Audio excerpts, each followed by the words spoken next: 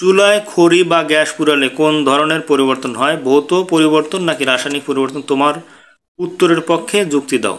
তো বন্ধুরা, আমরা যখন চুলায় রান্না করি, তো চুলাতে যখন আমরা গ্রামে আমরা কি মাটির চুলায় ব্যবহার করি, সেখানে খড়ি ব্যবহার করি বা কাঠ ব্যবহার করি। আর যদি আমরা গ্যাসের চুলা হয় তাহলে গ্যাস পুড়াই। এইভাবে কোন ধরনের পরিবর্তন হয়, সেটা কি ভৌত পরিবর্তন নাকি রাসায়নিক পরিবর্তন, সেটা আজকের প্রশ্ন। চুলায় খড়ি বা গ্যাস পুড়ালে রাসায়নিক পরিবর্তন হয়। আচ্ছা, আমরা বাসাবাড়িতে চুলায় প্রাকৃতিক গ্যাস পুড়িয়ে বা খড়ি দিয়ে যে রান্না করি তা এক ধরনের দহন প্রক্রিয়া। এখানে গ্যাস বা খড়ি বাতাসের অক্সিজেনের সাথে বিক্রিয়া করে প্রচুর তাপ উৎপন্ন করে, যা দিয়ে আমরা খাবার রান্না করি।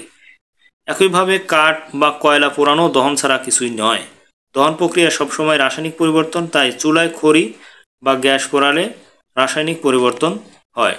তো বন্ধুরা, এই ছিল আমাদের আজকের ভিডিও। আশা করি ভিডিওটা অবশ্যই উপকারে আসবে।